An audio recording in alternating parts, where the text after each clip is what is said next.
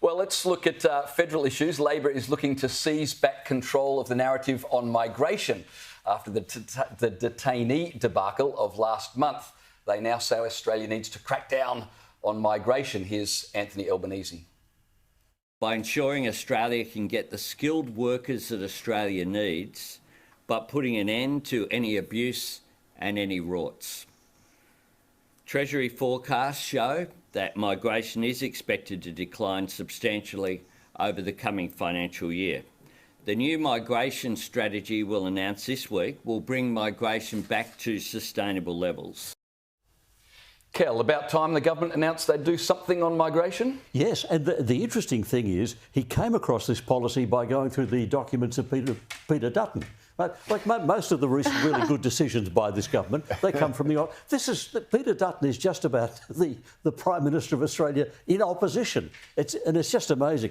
Until tomorrow, we'll get the details. When the details come out, we'll know whether this is serious numbers or not. But I just worry that it's yet more. We'll stop the rorts and we'll get it back to proper levels, which means under his rule it was not proper levels. So I have no confidence until I hear tomorrow's details, and even then I won't have a lot of confidence. We were accepting a lot of people, 500,000 per year for a 24 million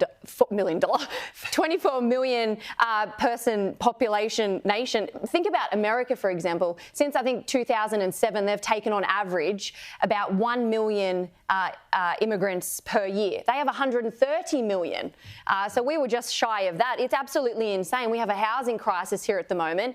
And unfortunately, I think it's likely not going to be enough, whatever Albanese says, because I don't think he understands the gravity of the situation. You know, charity comes from prosperity, and it doesn't come at the cost of necessity. You have Australians who can't even be prosperous right now. They just need the basic necessities. They need petrol to be reasonable, groceries to be reasonable, mortgages to be reasonable. And here we are, even having to have this conversation. It's absolutely insane that we're in this position to begin with.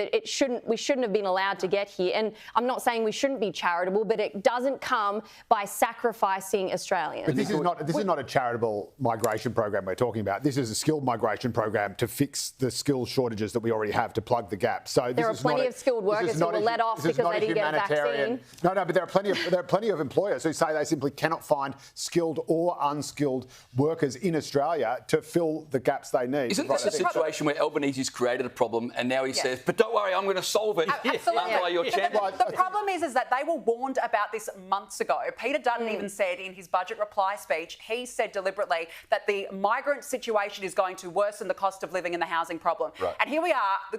The questionable timing is that this announcement's towards the end of the year after a shocker of a week for the federal government, and in the dying days of the year, they come out, they're going to make this big announcement. In the end, this has been on the cards for years. We've got a tight rental market, which is a key driver for inflation. Migration's always been a problem. It's always been a problem. And to be honest, I don't think either side of government has had what it takes to try and tackle it. It's an uncomfortable conversation for government. Any politician who does. But again, we're not talking about refugees here. We are talking about people who fill shortages in our workforce. It is good for the economy. So many times on my radio show, and his complaint is neither major party has had an immigration policy. Correct. It's not that they got the numbers wrong. They didn't have any numbers. No. And so far, I haven't heard any sort of immigration plan from Albanese. Let's wait and see what tomorrow turns up. You know, the thing I noted about his conference is he said, tomorrow we will announce that we have a plan. And I thought, Elbow, whatever you say, don't say we've heard that you've got a plan about cost of living. It's about a reasonable migration plan.